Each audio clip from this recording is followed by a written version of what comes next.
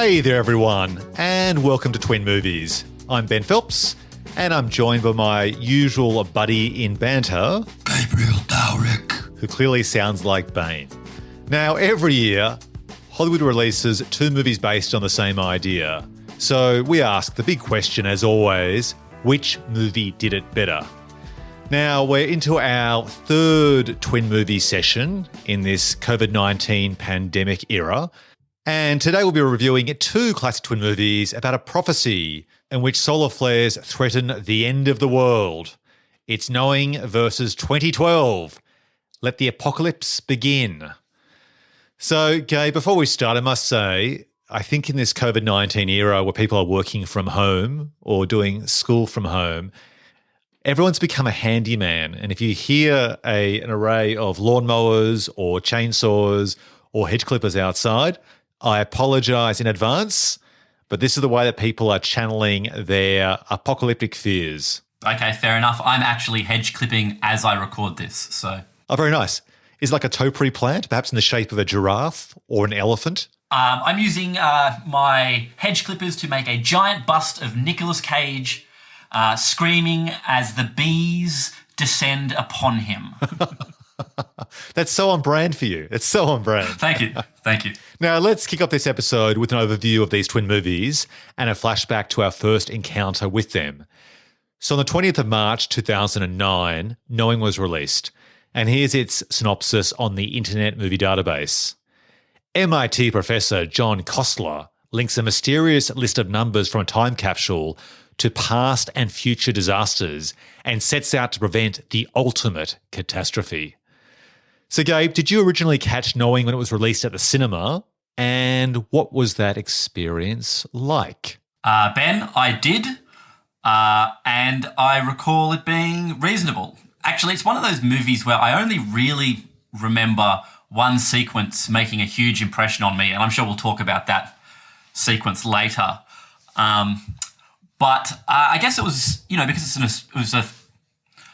because it's a film that was shot in Australia, it was kind of particularly interesting to go and check out. And also, this was still at that stage of Nick Cage's career where he wasn't just pumping out DTV revenge movies. So he was still kind of an interesting actor to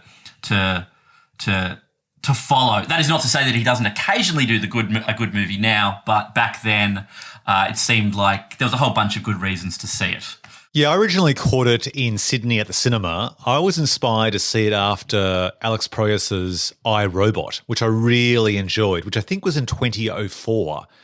And Alex Proyas had this interesting career up until then where he had done the famous/infamous film The Crow, in which Jason Lee died on set. Then he does Dark City, which has also been featured in one of our Twin Movies episodes, which was Dark City versus The Matrix.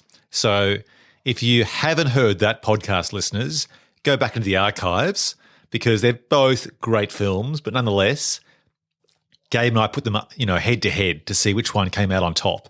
And they both did different things very well. So Dark City is a really interesting film. He then does a very small Australian film about like a rock band in the Sydney suburbs. And then he does I, Robot with Will Smith. So he was going back to his science fiction roots in recent films. So I was really jazzed for this film. And as you say, it was the era when Nick Cage was still in the wake of films that we love like The Rock and Con Air, where he was still a Hollywood leading man. But is it fair to say he was just slightly dipping at this point? Ben, that was actually Brandon Lee, not Jason Lee, who tragically died on the set of The Crow. But anyway, I digress. 2009 for Nick Cage was, I guess, sort of on the downslide of his leading man career. He had just done the second National Treasure movie, which was kind of a successful franchise, but he had some sort of duds with the sort of famously terrible Wicker Man, Ghost Rider, Sorcerer's Apprentice. I think that was quite a big flop. But he hadn't quite hit that period of just, non-stop DTV, Frozen Ground, Tokarev, Outcast, The Runner, all of these movies you've kind of never really heard of, though I've watched, and, you're probably better off just skipping most of them. Except for probably maybe Mandy and Colour Out of Space. They're both excellent. Yeah, those films you mentioned, National Treasure and Ghost Rider, they're not great films, but they at least were big budget studio films. He was still a leading man opening films at the cinema. But around this time, I think is when he made that film Bangkok Dangerous, didn't he? And that was the beginning of the slide. Yeah. I mean, that's not a particularly great movie. I mean, Nick Cage is still capable of greatness, but maybe he's just paying off all them dinosaur bones he bought. Nick's got to pay the bills. Okay, so later on the 30th of November 2009, the movie 2012 was released, and here's its synopsis from the Internet Movie Database. A frustrated writer struggles to keep his family alive when a series of global catastrophes threatens to annihilate mankind. So, Gabe, walk me through when and how you first watched 2012. Ben, I thought I had seen this at the movies, and I may well have, but on rewatching it this time, I realised that I had mistaken huge chunks of this movie for that other Roland Emmerich movie, The Day After Tomorrow. So it was kind of really confusing to watch because I kept waiting for like Dennis Quaid to turn up, and he's not in this one. And there was other things that it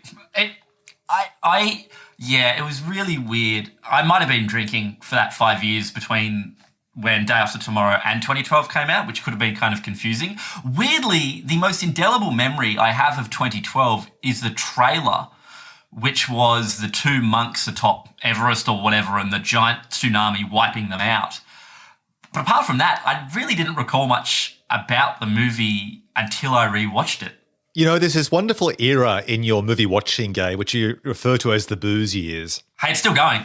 It's still going. But they were the heavy booze years. Oh, sure. And the great joy for you is that whenever you watch a film, which you saw in that window of time, you're experiencing it all over again. You're like Guy Pearce from Memento, basically reliving each film for the first time. Or maybe Adam Sandler from 52 Dates, or I should say Drew Barrymore. From 51 Dates. I mean, often I joke about, wouldn't it be amazing to be able to revisit something like The Godfather and watch it for the first time again?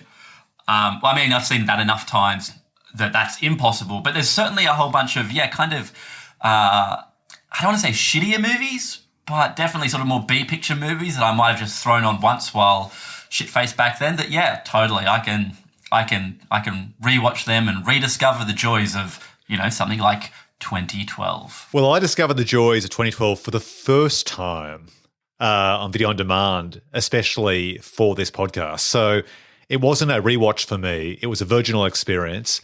And I didn't see it at the cinema because I just thought, oh no, this is just Roland Emmerich doing disaster porn turned up to 11. Like, it was everything I'd seen from the movies of Independence Day and The Day After Tomorrow and so on, and just amped up. And I was not interested at all.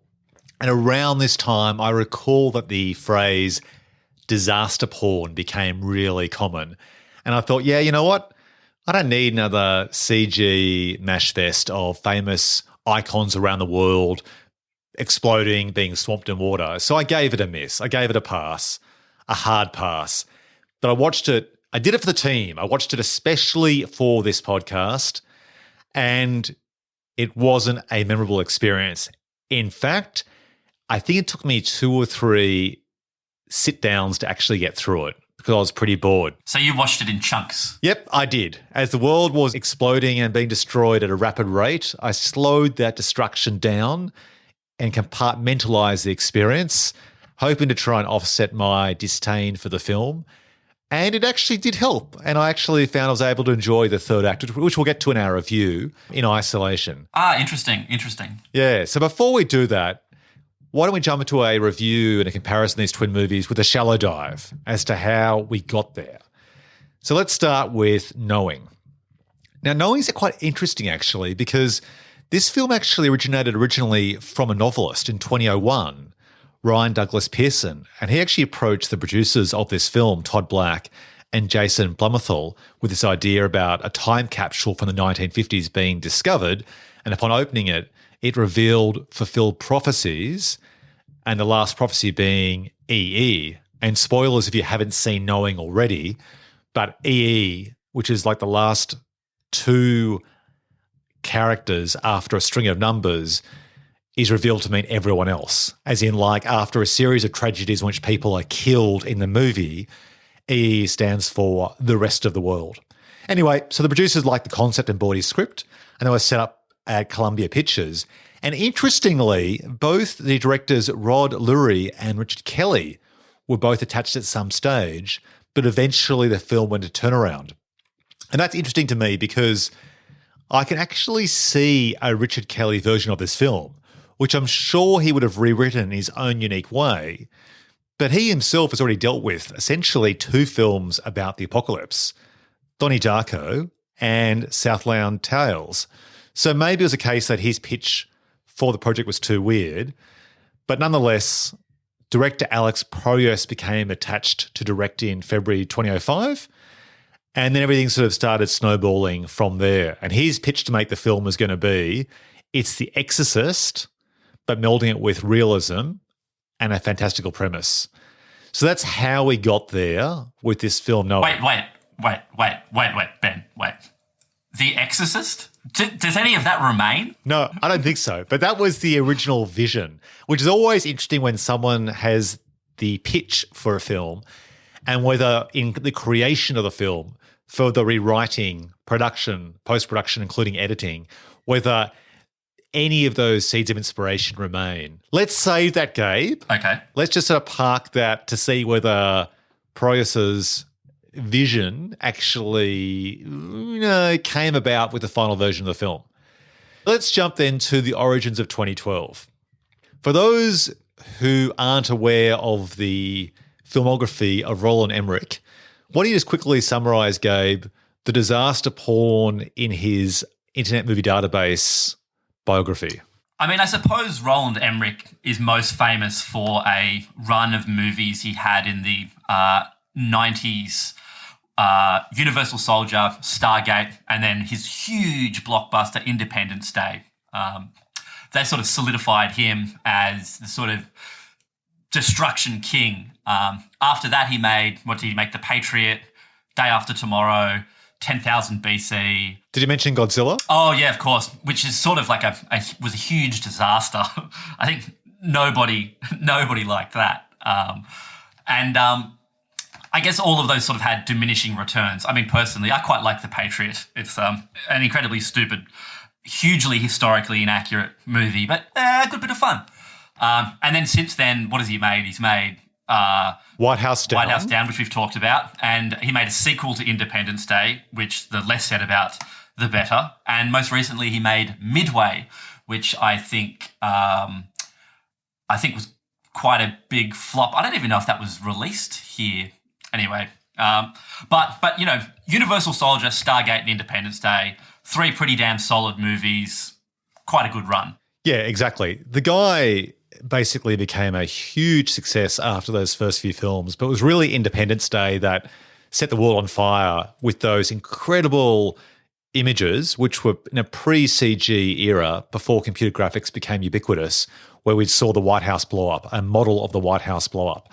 And up until then, we probably in film history hadn't seen as many instances where we'd see iconic monuments destroyed. There's, of course, the spoiler alert for Planet of the Apes, the famous last shots of Planet of the Apes where we see this sort of like dilapidated, fallen version of the Statue of Liberty. But it wasn't as common, and that film really brought disaster porn, I guess, to the fore, where we saw our real world being destroyed in a very naturalistic way. Titanic was somewhat similar in the same idea. So the origins of this is that there's actually a book by Graham Hancock called Fingerprints of the Gods, and that sort of was the inspiration for Emmerich behind 2012. He always had said he wanted to do a biblical flood movie, but he never had the right hook. And then we started reading Fingerprints of the Gods. He thought, okay, this can be my, what's the best word? My opus, my definitive world of destruction. And funnily enough, he actually had said when making this film, much like when David Fincher made I think, was it Zodiac? No, when David Fincher made the remake of The Girl with the Dragon Tattoo. Fincher at the time said, I want this to be like the best and my last serial killer film. And similarly, Roland Emmerich thought, I want this to be my last and my best film about destruction. As it turns out, he actually went back on that with White House Down and Independence Day Resurgence, the sequel. But that was his objective from the start.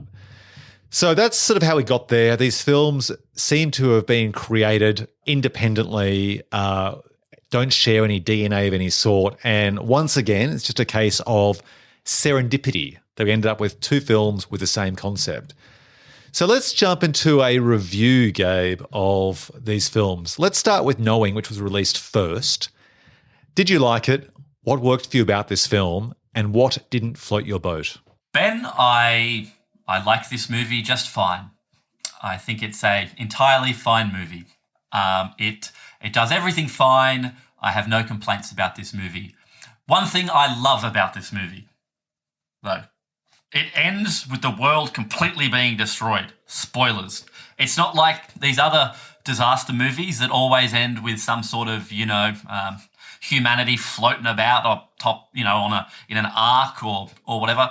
This movie has the big pair of swinging nuts to absolutely just fucking kill everybody. I respect that. Yeah, tell me, what, I guess, did you most like about this film? You've used the expression with some of your reviews where, it's pleasant, it's fine, it's okay. Well, tell me, what worked for you and then what countered that didn't work at all? So, okay, you like the ending. Great. Did you find the premise unbelievable? Did you like the twist at the end? I see what you're saying. Do you want to talk the listeners through the ending of the film? Because that film, the ending was criticised and complimented in the same breath. Like you said, a big pair of brass nuts to destroy the world, but there's a twist before that, which I'd love for you to describe to the audience as to who these mysterious strangers are that keep appearing around the son Caleb, who's the kid who's the son of John, played by Nick Cage. Okay, actually, this is one of those funny things. I don't know if anyone remembers or watched the show Buffy from the 90s. I'm sure everyone did and does. But these dudes all look like James Master's character of Spike walking around. They're these sort of blonde-haired, trench coat-wearing doofuses who are sort of hunting the boy Caleb, but they turn out to be like, I guess, angels who ride sort of intergalactic light spaceships. It's incredibly stupid. That is not the part that I like. I think if you were making this film now, you'd probably redesign them.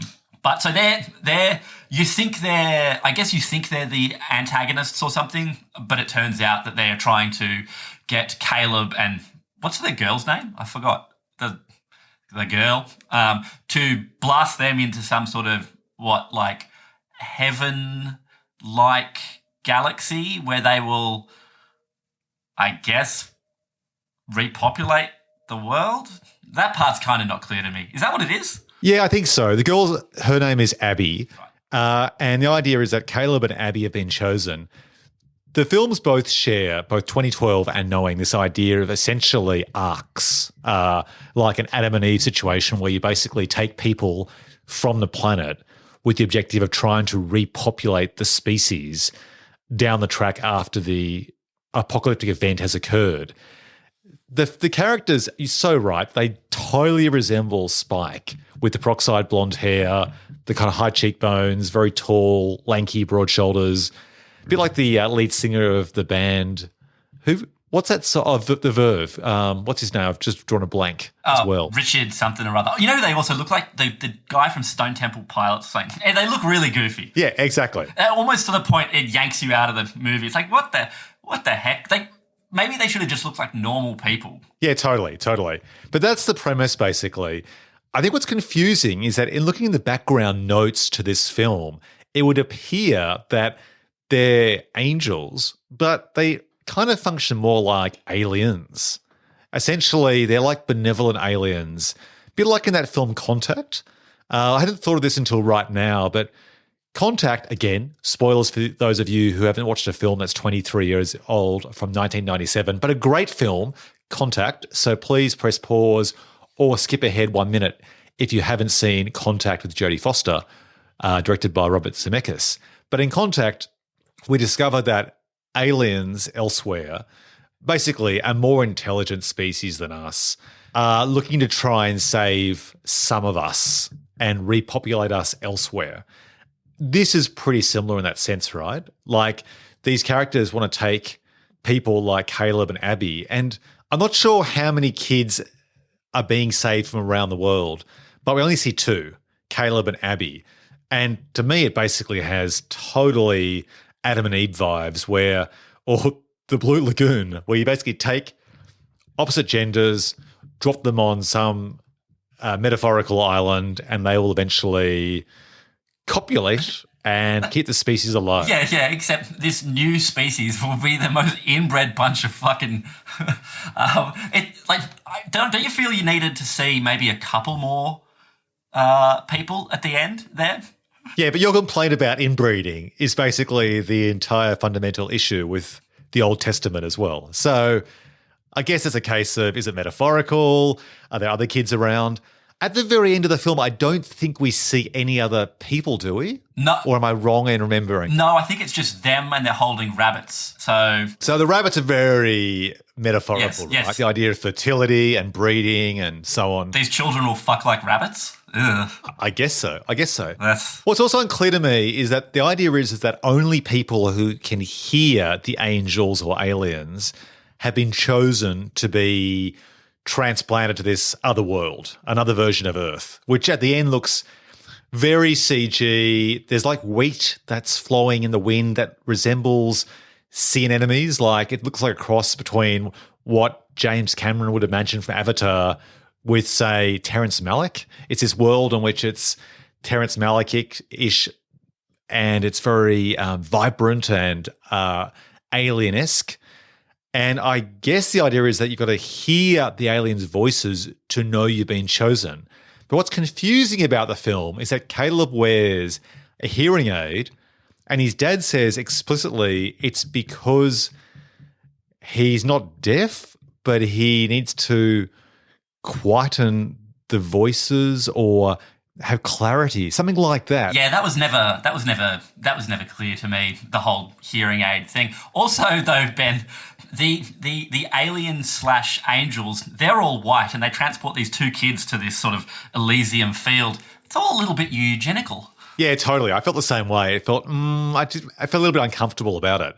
I mean, if we look at 2012, for example, we see scenes of elephants and giraffes being transported to these arks. They're actually referred to as arks in the film. And at least the idea is they're trying to breed many species going forward. And there are so many people on those boats that, to me, there's very much a sense that there'll be genetic diversity in terms of like color, gender, appearance, intelligence, etc. In this particular world of knowing, it does feel like it's pretty much just the Old Testament come to life, which I have concerns about.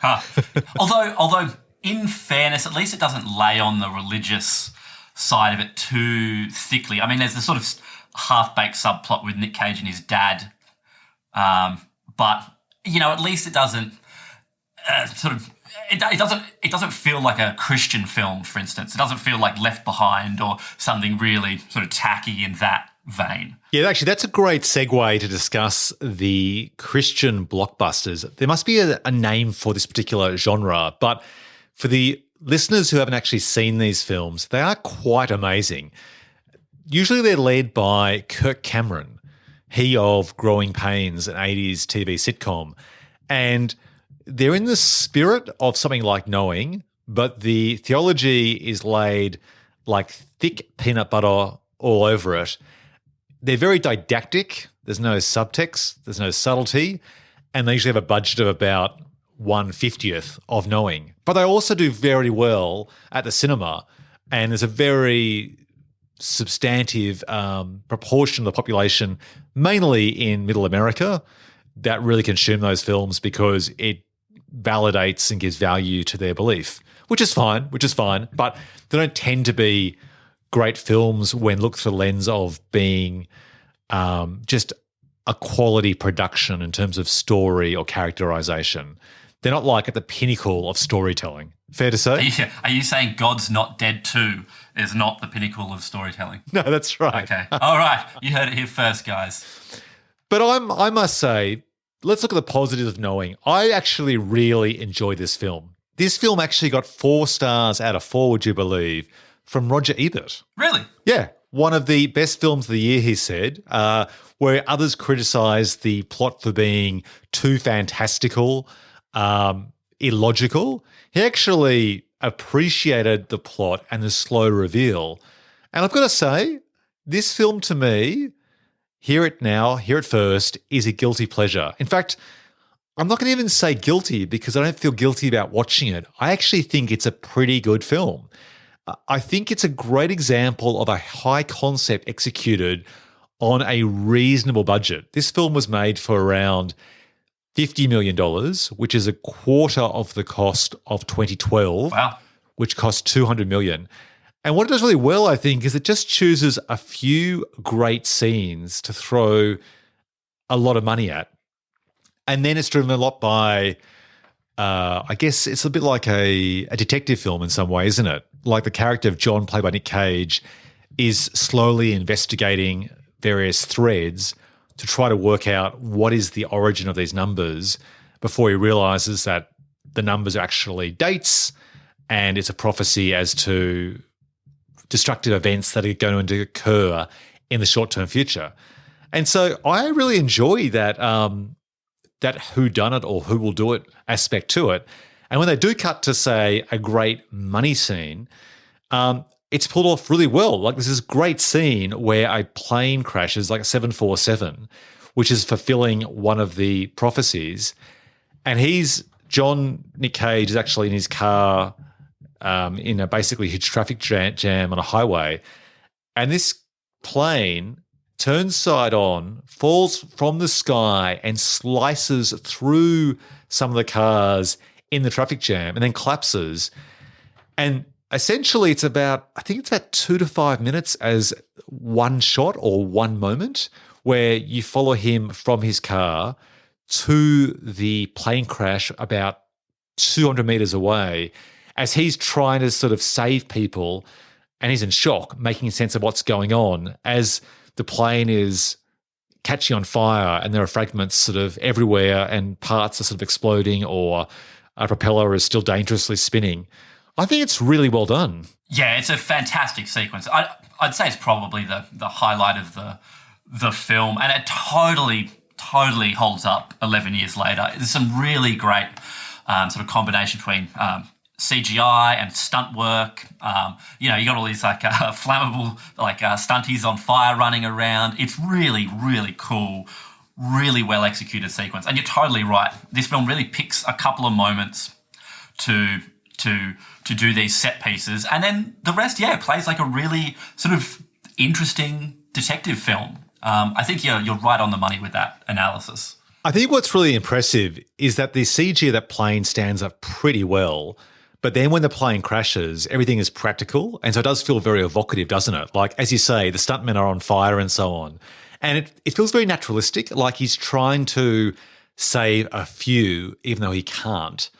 And he just feels helpless. Like you really empathize with his situation and it makes you wonder what you would do in that situation where you're in shock. So you're already somewhat dislocated emotionally from what's going on. And then with the sound design working so well to immerse you in that terrifying experience. Like, I think we saw something similar in Lost, the pilot to Lost in 2004, where the plane crashed and the engine keeps going. That's really cool. Like, it's that fear that if you run past an engine, you could be sucked in. Or it could explode and spit someone out. Oh, awesome. That is just terrifying. It's particularly being spat out by an engine. That's right. Well, I guess if you're on the other side of it, right? Sure. No, but it is a great sequence, isn't it? And I guess the final sequence of the world being destroyed, I quite like that as well. Yeah, I agree. I like that they stick with their guns. He can't save the day. He can only work out what's going to happen. I love the idea that we see the world destroyed and it's a bit pat, but it's okay, where he basically reconciles with his father and essentially he, his dad, sister and mum all perish together. And the way it's depicted in which essentially the solar flares cause Earth to burn and sweep like a carpet across the landscape, it's quite well done. Like, you criticize, various elements from a computer-generated effects point of view if you wanted to, because the film is 11 years old, but it does stand up, and it's taken from that, 10,000-foot view where you don't see people actually incinerated. You just see large cities overcome, a bit like in the style of Roland Emmerich, but it works. And I actually found the part where he has to essentially decide whether to keep his son on Earth to die with him or let his son go to be quite moving. And, it makes you think, what would I do in that situation? Like, what is better? Do I let my son, and now he's responsible for the girl Abby because Rose Byrne surprisingly died a few scenes earlier.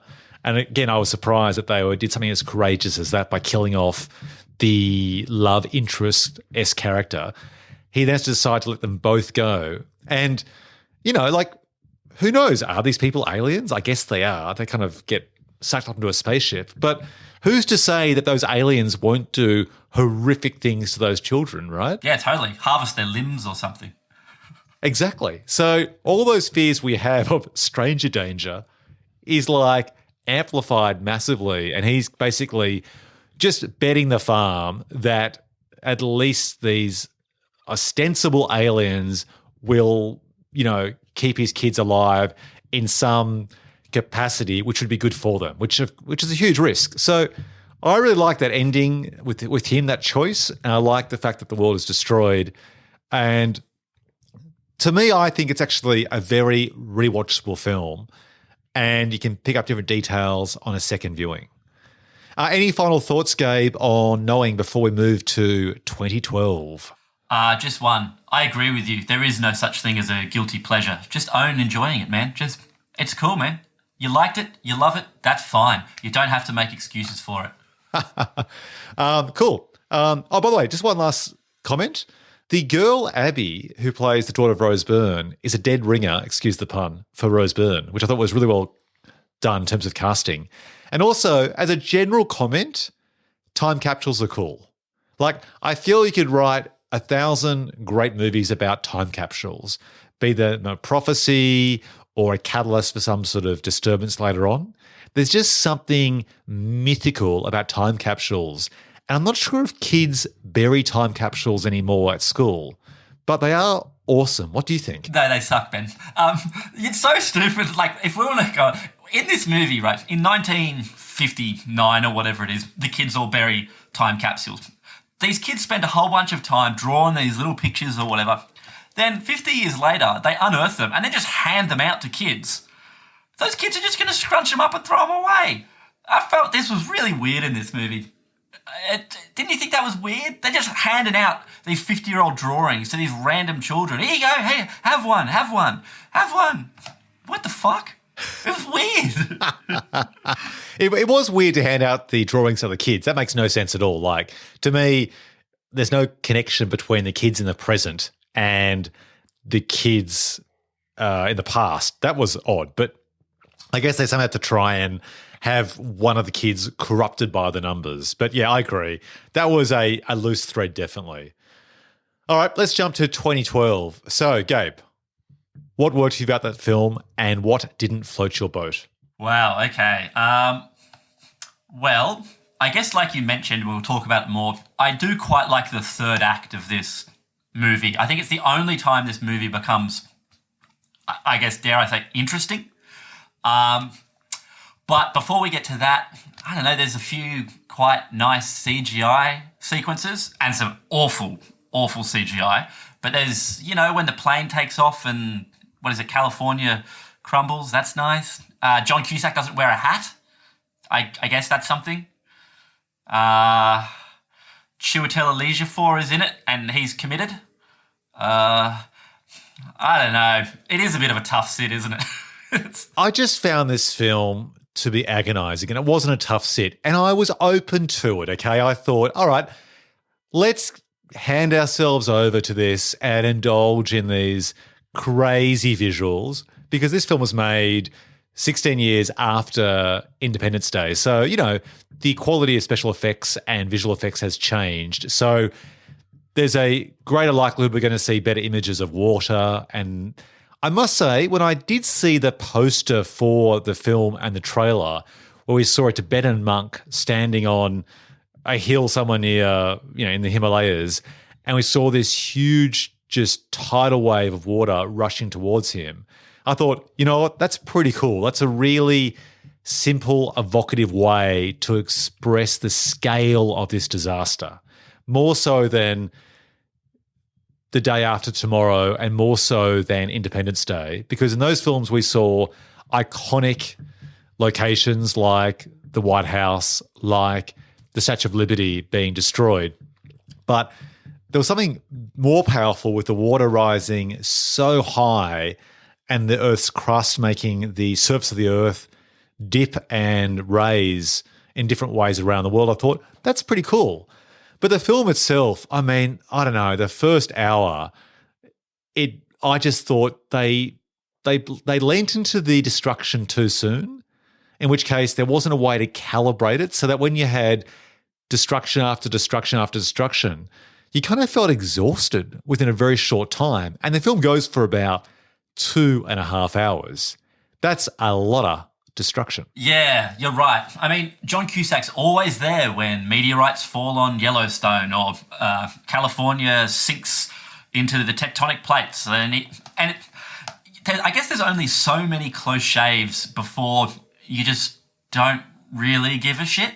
Like, they only have so many characters that they can kill off as well. I don't know. I agree. It just sort of seems interminable until they get to the third act. Actually, the one bright spot, and you might totally disagree, is like Woody Harrelson is doing some bizarre acting in this, playing this sort of cartoon character as if he's some sort of conspiracy nut with a head injury. There's this moment where he shows John Cusack his video, I guess, about having predicted the end of the world, and he jokes he made all the animations himself, and it's like a 6-year-old did it. It's really weird. Yeah, that is odd. Like, he is just acting way over the top, and I don't feel he's in the same movie. Now, I know he's meant to be playing an eccentric character, but even the comedy is not particularly on brand with the rest of the film. It's bizarre. And also, too, I don't think his character serves any function at all. Like, the character appears for a very short time, and I think the character is meant to be the type of character in films who's the boy that cried wolf, the mad person who has said something terrible is going to happen, but no one believes that person because they are very odd, they dress strangely, so it undermines their credibility.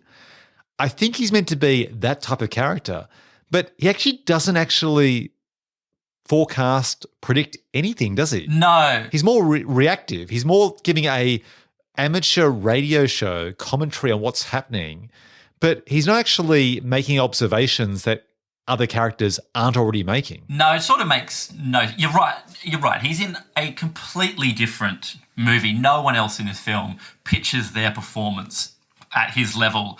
And although I liked it because, hell, you look for bright spots in this movie, it does totally undermine other parts of the film where they'd really try and go for some sort of pathos. But you could have removed him entirely. In fact, there's a whole bunch of characters you probably could have removed entirely and it would have been fine. You could have cut the George Segal and his jazz playing partner, Chiwetel Ejiofor's dad, out of the movie. Sure, Chiwetel gets a nice scene where he calls his dad, but who cares? Who cares? This is the danger with those types of multi-layered narratives. We talked about it in Contagion, right? And how well Steven Soderbergh did that. In fact, to our podcast listeners, we've already referenced White House Down, which we did twin movies on, with Olympus Has Fallen. We've mentioned Dark City vs. The Matrix, and this is the third one we've mentioned in the same podcast, and that's the most recent episode, Contagion versus Perfect Sense. And we talked about how Contagion did such a great job of making each character feel like a fully realized three-dimensional character despite being on screen for such a short period of time. And they try and do the same thing here in having different people of different cultural backgrounds, geographies, ages, genders, experiencing this one tragedy simultaneously. But it doesn't work as well. Like the scenes on a cruise ship, and it's so funny now in this era of COVID-19, you see a cruise ship and you think to yourself, you know what? I'm more concerned of being on the cruise ship than I am about the apocalypse outside. But we see these two guys you mentioned who, appear to have trouble with their family, and they try and reconcile it with their family members before they die. That's meant to be sort of like the emotional connection that the main characters have to family sort of on the outer. Is that the agenda? Yeah, I guess so. And like particularly weird is like George Siegel's character. Is that his name? I think it's him, yeah. Yeah. Who tries to call his family moments before something happens, and we've never seen them before, and they get killed, and then he gets killed, and it's like, who gave a shit? You know, like, I don't know. You wanted to plug George Siegel into your movie. You know, hilariously, like there's this terrible subplot with Tom McCarthy, director of Spotlight, playing the sort of new father figure to John Cusack's kids, who sort of gets this, who's this sort of like wet twat, who gets this sort of minor redemptive arc where it turns out, John Cusack and him kind of eventually bond over, the kids actually like you. And then the movie just crushes him in some machinery. And it's like, what? Like, you tried so hard to give this guy, a sort of arc, like a little emotional journey to go on, and then you just throw him into a giant cog. That is absolutely ruthless. I agree. Like, there's a scene when they're being picked up by these Chinese farmers, I think, and they're being driven in the back of a van or the back of a pickup truck, a ute, to the Arcs. And the son is sleeping on Tom McCarthy's sort of stomach, and Tom McCarthy's sort of holding him in a very paternal, position. Firstly, they're driving in what appears to be somewhere which is like minus 10 degrees Celsius. It's freezing, and he's like wearing like a light cotton knit, and there's barely any wind. Really bad effects. Like, there's no sense of their hair moving at all. There's no frostbite happening. So that looks just really fake as it is. They've thrown all their money at the destruction of, the Himalayas, but they haven't quite got right the fact that these characters will be really cold when they've landed their plane in somewhere which resembles the Arctic or Antarctic. So, okay, getting past that, John Cusack looks at Tom McCarthy and sort of says, oh, look, he really likes you. And you're right. There's a moment here where Tom McCarthy's character is like, oh, that's nice, I feel more welcomed. But the ending, the way they kill him off is brutal. But what's even more brutal than killing off Tom McCarthy's character by being sort of mashed in cogs, which is a very kind of exploitation film way of dying, is that it appears within like minutes or hours, John Cusack and Amanda Peet, exes, are back on. Oh, totally. And at the end of the film, it cuts to like 27 days later, and they're basically a happy family. They're hugging. She makes this comment where he asks, how do you feel about Tom McCarthy when he's alive? And she makes a comment like, he's good enough, which I think is meant to make a comment that essentially John Cusack is so bad that a good enough guy is better than John Cusack, which is meant to, I guess, say that Tom McCarthy's a better man than John Cusack or a better husband. But it's really a backhanded compliment. Oh, it's terrible. Like, you've got an alpha male, and then there's a beta male. Tom McCarthy's whatever's below that. It's just terrible. I mean, just ridiculous. And it doesn't even feel like the movie is killing him off in a way to sort of undercut your expectations in an interesting way. Say, for instance, like Kate Winslet is killed in Contagion. It just feels just like they fucked up the tone. You know what I mean? Like, it doesn't feel like it's done with any thought beyond, hey, wouldn't it be cool if Tom McCarthy was just mulched in a grinder? I can't remember if the kids were there to see it, but they never even ask about what happened to him. When's Gordon? When's Gordon coming back? Oh no, he's dead, son. Your mum and I are fucking again. Well, speaking of tone, there's another weird part where we see a scene at the start of the film where somehow the whole family, including Tom McCarthy's character, are all in the back of John Cusack's limousine because it's revealed that he's a science fiction writer, a not particularly successful one, and he drives a limousine as a day job for this Russian oligarch. So he's driving along, the entire landscape is exploding around him, and it's this thing that you've seen in every Roland Emmerich film where someone is running or driving and the world is collapsing at the heels of their feet, literally and figuratively. And so they're driving along and they get caught behind these old ladies in a car who have the thick Coke bottle glasses like they're straight out of the set of Golden Girls. And they're driving slowly and he's beeping his horn to overtake them and then decides to kind of detour through nearby gardens to get around them. And then you see them being destroyed when essentially this huge falling piece of soil or a building just crashes into the car and just annihilates these two old people who I think you're not really meant to care for because they were annoying and that they were slowing down the escape of our heroes. But it just seems a little bit harsh. Oh, yeah. It's like Roland Emmerich makes Michael Bay's sense of humour look incredibly sophisticated. Like they both have that same sort of thing, like, haha, let's just kill off these people. But, oh, God, it's just terrible. I should say, though, that the guy that John Cusack drives for, the Russian guy, I did like him. Zlatko Burek from the Pusher movies. I did appreciate him being on screen. I mean, he's hammy, and there's the sequence where he sort of saves his son is incredibly terrible when he sacrifices himself to save one of his two identical kids. Like, you have two, bro. but I liked him turning up in the movie. But, you know, the subplot with his girlfriend and her having an affair with the Russian pilot, just cut them all out. It's just, who cares? Who cares? Actually, another person or thing to cut out is the frickin' dog.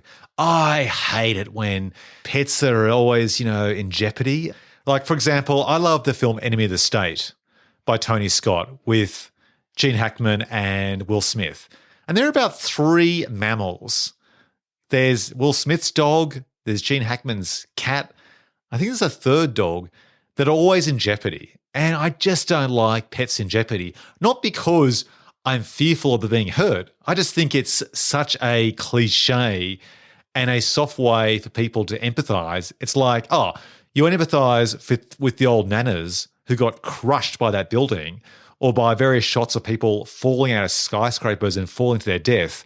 But we're going to root for the little fluffy dog that his girlfriend / prostitute owns.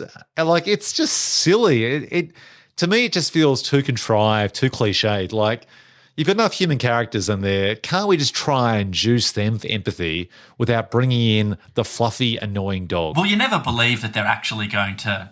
You don't believe that Roland Emmerich is going to squash the dog under a pillar because that would be too upsetting for people. You know, you can kill some old ladies or whatever, but, the days of Artax being pulled into the mud in The Never-Ending Story or whatever are kind of long gone. I mean, what was the last movie when they really killed an animal?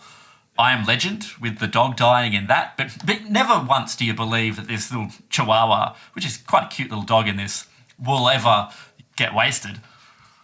No, exactly. No, it's all set up as to who will die from the very start. The only other surprising death, not surprising, but the moment when the pilot lands the plane and it's teetering on the edge and you think for a moment he's going to survive and then it falls down and crashes. I guess that's meant to, not that we had much sympathy for that guy beforehand, but that was one of the few times they killed any major character. And he wasn't a deserving guy of dying, unlike the Russian guy who's portrayed as being pretty selfish and closer to a criminal than a business person. Any more nits or picks or things you liked? I mean, I did appreciate, I guess, Danny Glover's the president character getting killed by the USS John F. Kennedy. I thought that was pretty funny, I suppose. A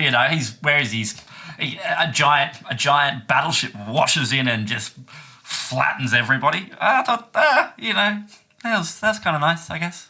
Yeah, I mean, they did definitely extended the deaths. The scene of Woody Harrelson dying, he seems to be dying or being ready to die for about 30 to 60 seconds longer than you'd expect. Like in most of the films, when a tidal wave or a fire like comes through, it's that moment where it comes through and there's that vacuum of sound. Yeah. And it cuts to black.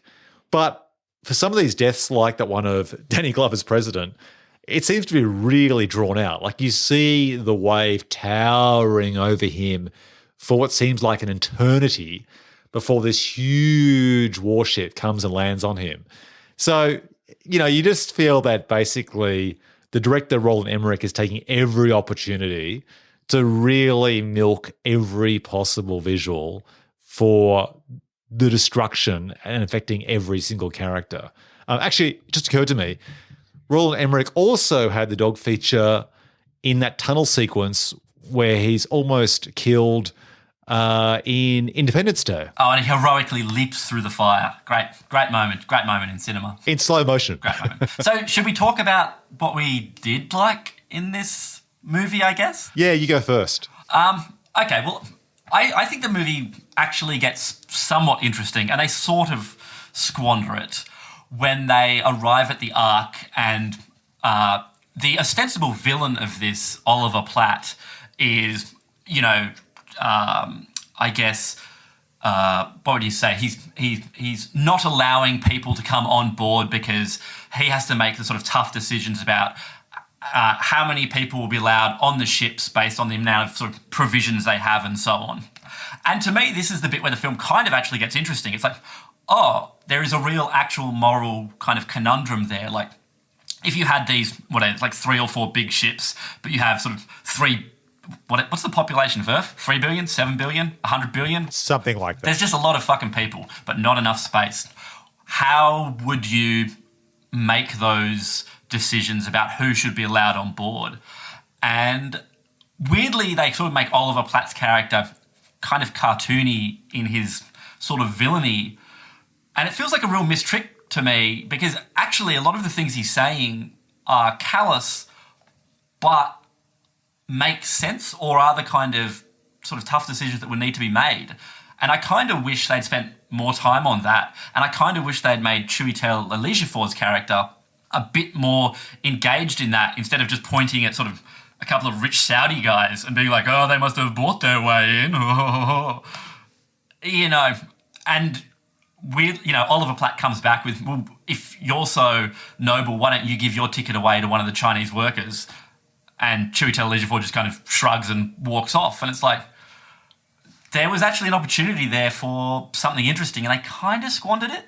Is that what you liked about the third act? Yeah, I agree. I think the questions asked are interesting. And they do say that the best villains in a film are the ones where you can partially identify with their perspective. And this is why people, rightly or wrongly, I would say rightly, enjoyed the characterization of the villain Thanos in the last 2 Avengers films, Avengers, Infinity War, and Endgame. Because you can look at the villain's perspective and go, look, you know what? They've taken it too far, but some of the reasoning behind their ideology is actually quite reasonable. Totally. And I would say the same thing with Oliver Platt. Like, he plays the line to other characters who can test his decision by saying to them, look, you're idealistic, but effectively your idealism is naive. Like, this is the real world. Like, to govern and lead, you have to make tough choices. And I wonder what would have happened if you'd left Danny Glover in the position of president to have to make the same decisions. Because as it is, he's basically emasculated under the guise that he's being heroic. So he essentially is going down with the ship by remaining in Washington. And so does the Italian Prime Minister, with the idea being that he will lead his people on the ground and be with them until the last solar flare destroys Washington, which is a nice sentiment, but isn't the tougher decision leading an entire world after this? Like, that's the harder thing to do because Danny Glover's president can't do anything. So to me, there aren't any heroics in just being the last man, the captain metaphorically going down with the ship. To me, the more courageous thing to do is to actually be the person who's led the country up until now and then has to make the choices as to who lives and dies going forward, rather than actually giving that responsibility to someone who wasn't democratically voted into that position of power in the first place. And I wonder if they did that to try and essentially leave those hard decisions to a more classical villain, and in this case played by Oliver Platt, because it's more palatable to the audience if Oliver Platt's going, you're so naive, we've got to break a few eggs to make an omelette. Of course, some people have to die. That's the way it is. Yeah, that's right. There's the scene where Chiwetel Ejiofor's character turns up and goes to his what do you call it? His bunk room, his lodgings, his cabin. It's a cabin. And he goes to his cabin and he's like, oh, you can fit 10 people in here. And I guess they're trying to play it like the scene, in Titanic when they're getting the lifeboats. There's that snooty old bitch who's like, I hope the lifeboats aren't too full. And what's her name? Misery's character is like, people are going to die. And in that context, it totally makes sense.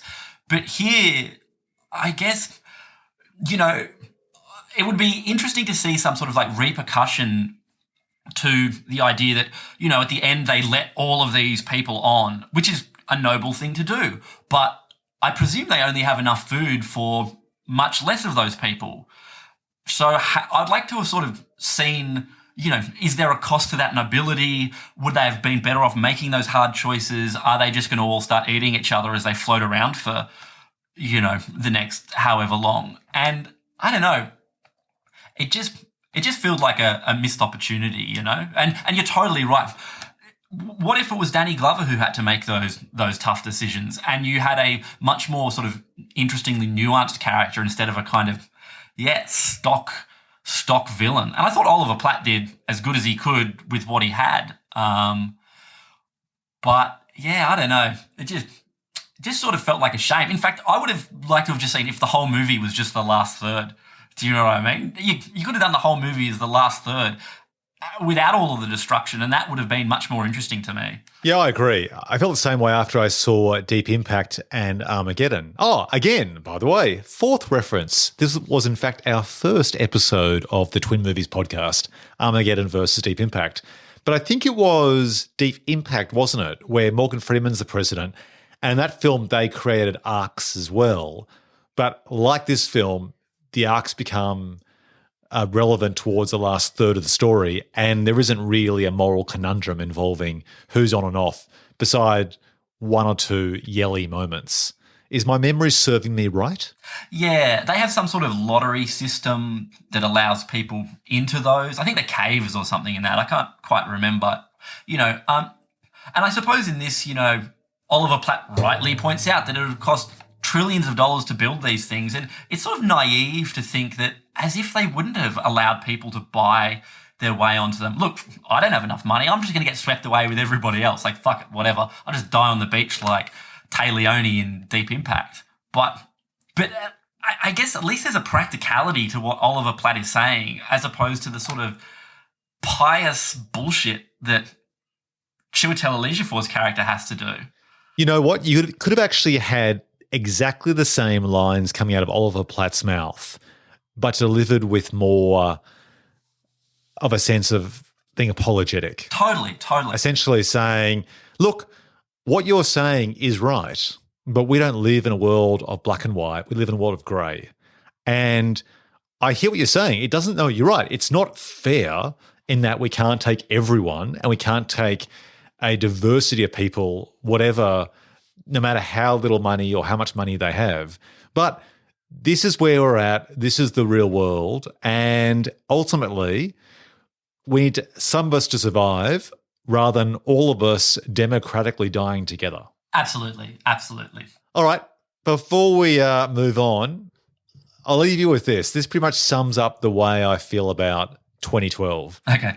In terms of my view, the last lines of this film, this is their way to end their disaster movie, is the daughter whispering to her dad, John Cusack, no more pull-ups, in reference to her not feeling scared enough to have to wear nappies. And he responds, nice.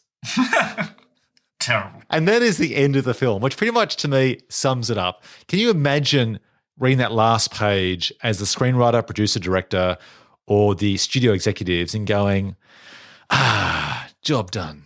Like, really? Like, it's meant to kind of like ground the film in having, I guess, closure and the idea that these characters will no longer feel anxiety and there's a new journey ahead to a new home.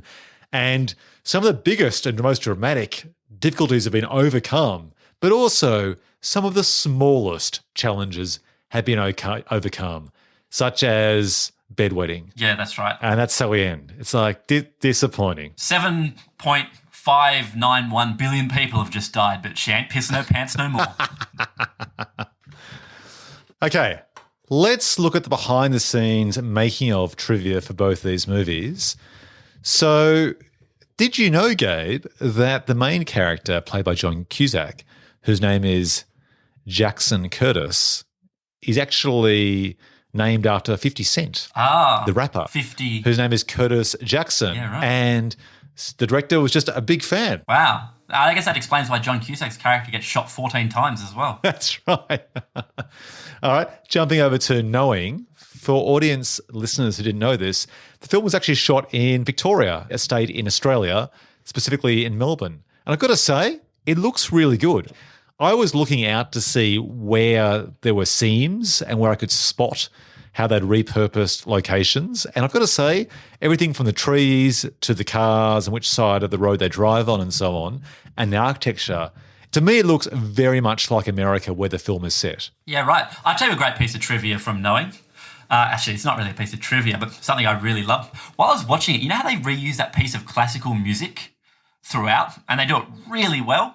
That's the Seventh Symphony Major Second Movement, Allegretto in A minor by Beethoven. Beethoven! That guy's been doing some great work recently. I know. Like, he's a really up-and-coming emerging composer, and I feel, I could be wrong, but I've got a feeling that there'll be good things coming his way in the future if he keeps this up. Yeah, I'm looking at his IMDb. He's got a lot of credits. So, you know, great things.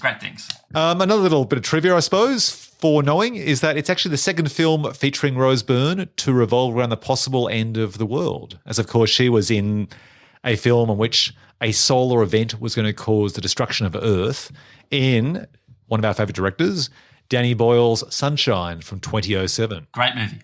And jumping over to 2012, another bit of piece of trivia for you. The music in the teaser trailer for Knowing was actually the same music used for the trailer of The Shining, the 1980 film by Stanley Kubrick. Yeah, yes. Oh, yeah. That's the guy. That's the guy. Little known auteur Stanley Kubrick. All right. How about casting woulda, shoulda, couldas? Okay. Do you know of any of the background to any of the cast here? No. Who almost landed in this? Apparently, Gerard Butler was first considered for the role of Jackson Curtis, and he turned it down because of scheduling conflicts. Really? In 2009? Yeah. What was Jerry doing in 2009? Probably. Wasn't he doing that film Gamer, where he played like a real-life avatar for a computer game? I mean, I guess he was still pretty hot back then, after having done 300 a few years ago. Yeah, he turned it down for Gamer or The Ugly Truth or Law-Abiding Citizen, many of his 2009 hits. The other casting woulda, shoulda, coulda is Seth Rogen turned down the role of Adrian Hemsley, played by one of our favourite actors, Chiwetel. What? Who? Yeah, exactly. No, that's so weird. Like, would this have been Seth Rogen trying to do serious roles? It's like that brief period when Vince Vaughn was like a serious actor at the start of his career. Was Seth thinking, oh, maybe here's my shot? I guess it was his Jonah Hill moment. Yeah, I guess. Wow. I can't imagine him in this movie or in that role. No, not at all. I don't think it would have worked as well. It would have been a goofy film. Even if he was doing a serious character, it just wouldn't have worked. Totally. All right, let's play Spot the Aussie.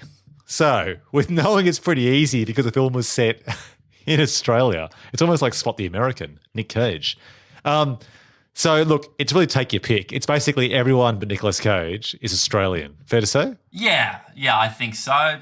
I mean, don't you love a Mendo sighting? Oh, we'll get to him. Let's go to 2012, Were there any Aussies that appeared in that? I don't think so. Yeah, I didn't think I spotted any unless someone turns up in a very small role.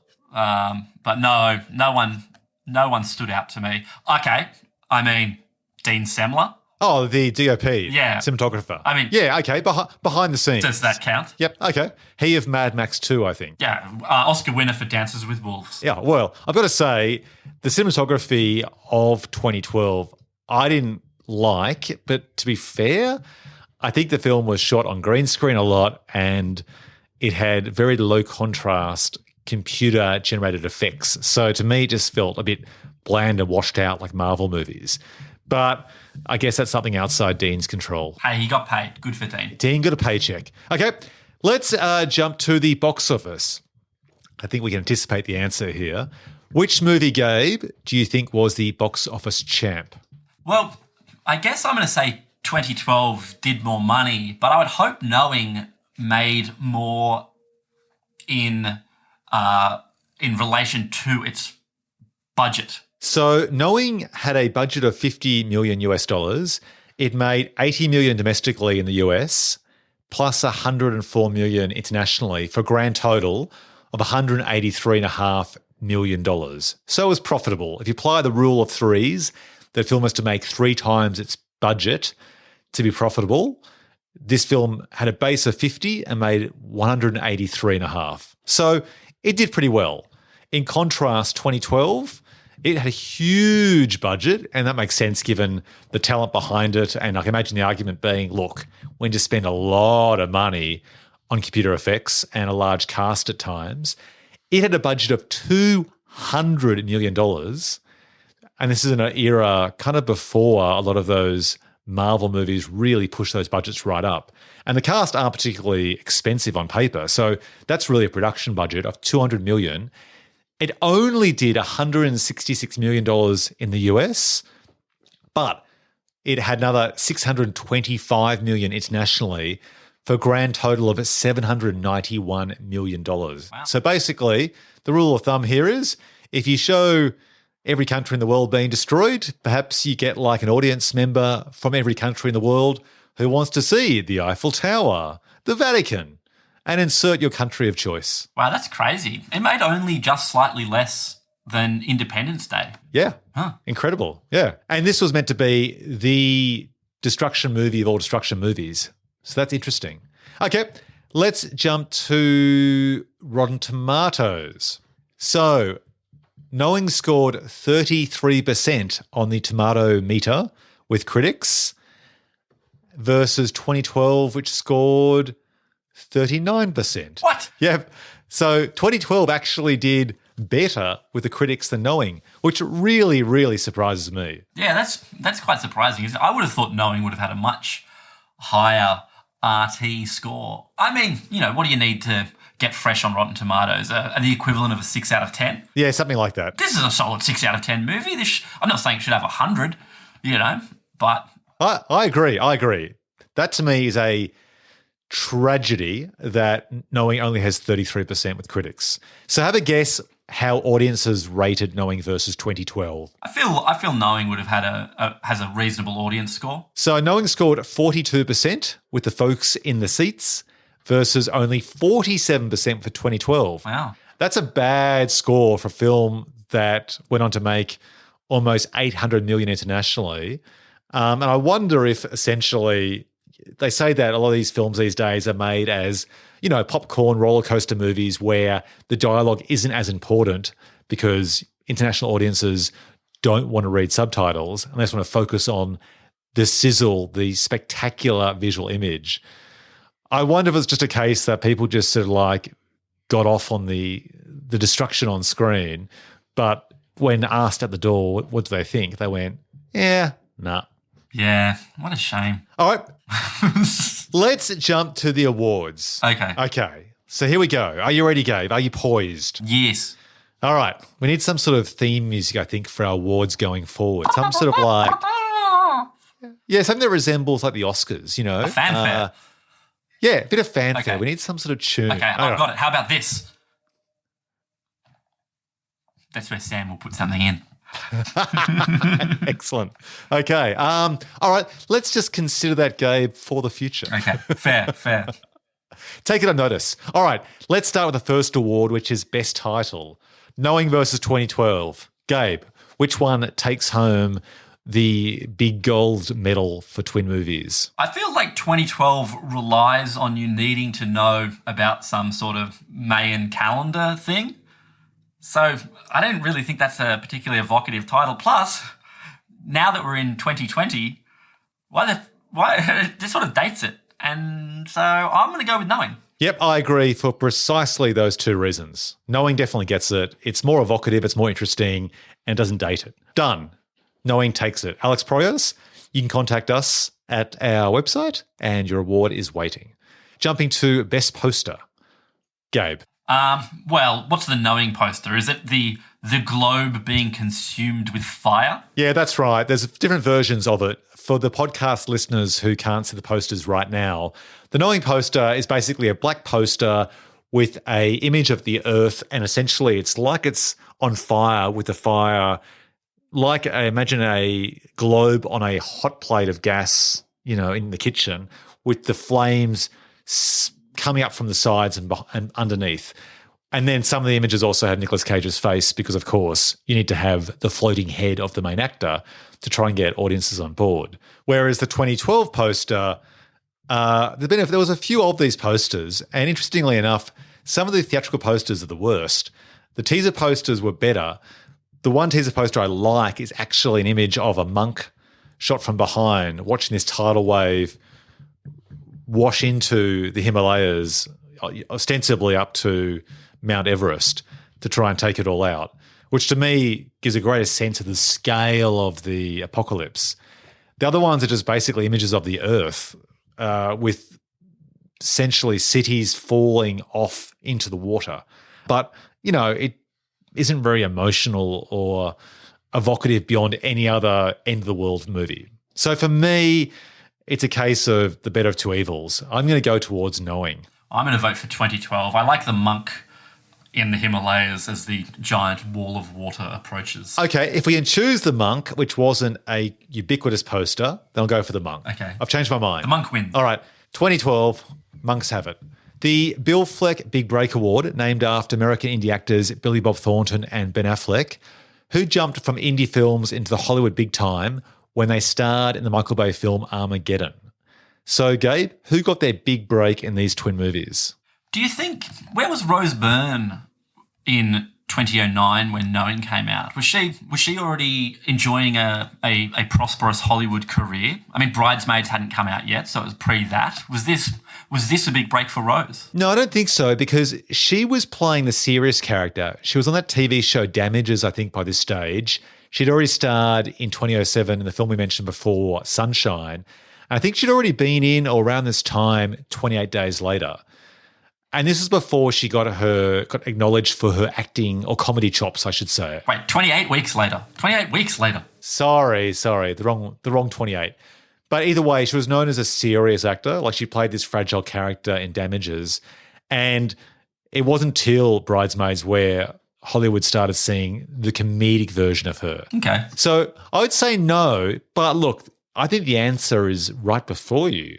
It's Liam Hemsworth in the room in a classroom scene with one line, playing a character known as Spencer, but he only has one line in the entire film.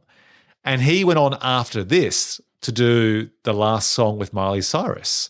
So this to me was his big break. It was his first American Hollywood film, and he's had a pretty substantive career since then. Nothing like Chris Hemsworth, his brother, but he's made movies and got paid well for big movies. And he's now in a Quibi TV series, that new app. So that's something, right? I don't know what Quibi is.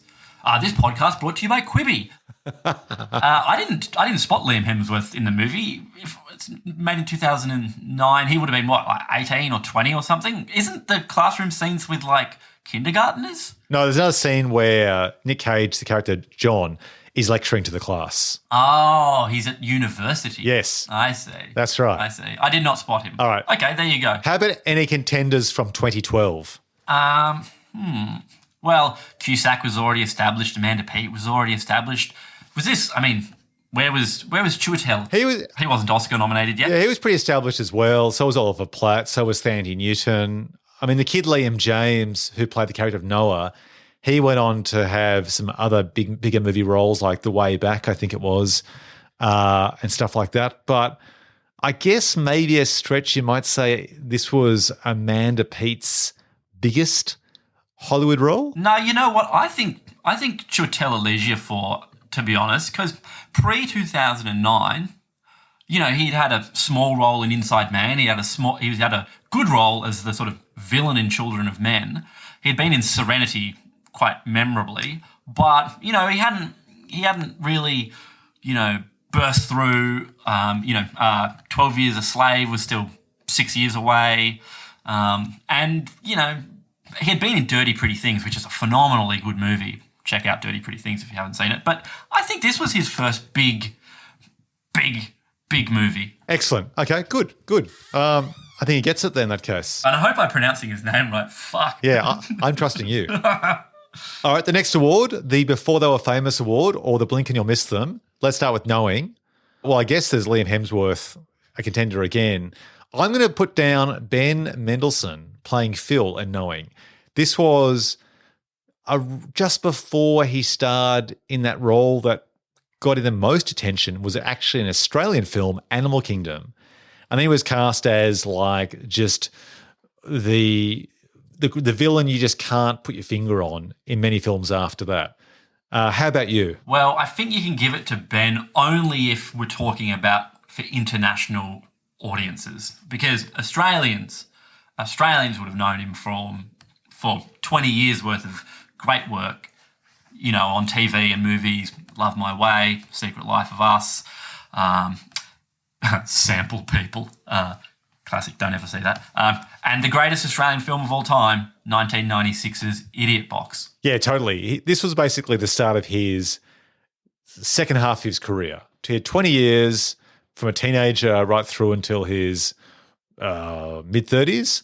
And then after this film, he does Animal Kingdom and then basically then enjoys this 10-year run being cast in everything from indie films right through to Rogue One of the Star Wars prequels. So, yeah, this for him, established actor, but his chance to kick on in America. And it's nice that he's not playing a villain in this, because in almost every single American movie he's done since then, he's always the bad guy. You know, in Star Wars, he's the bad guy. In that Robin Hood movie, he was the bad guy. He's just a bad guy. He's a bad guy in everything.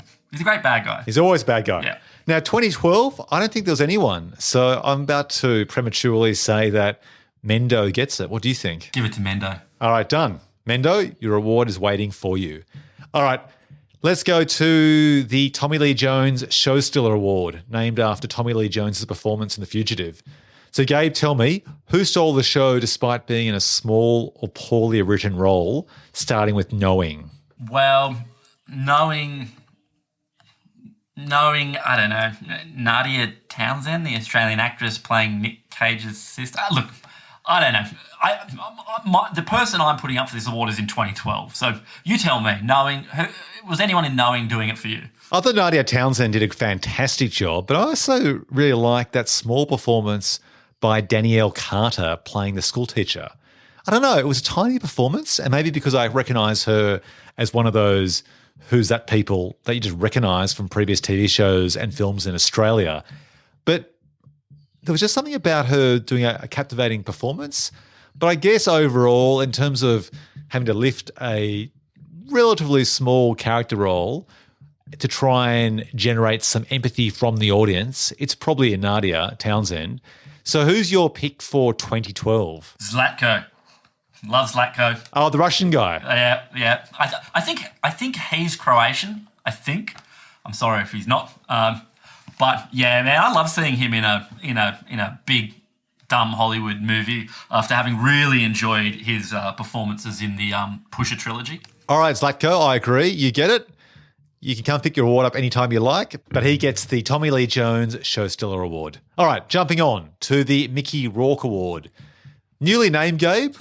It was known as the Dustin Diamond Award, but after many episodes of lobbying by yourself, I have conceded and it's been renamed accordingly. Right. It's named in the honour of the actor who didn't quite make the most of his opportunities when given many opportunities to do so.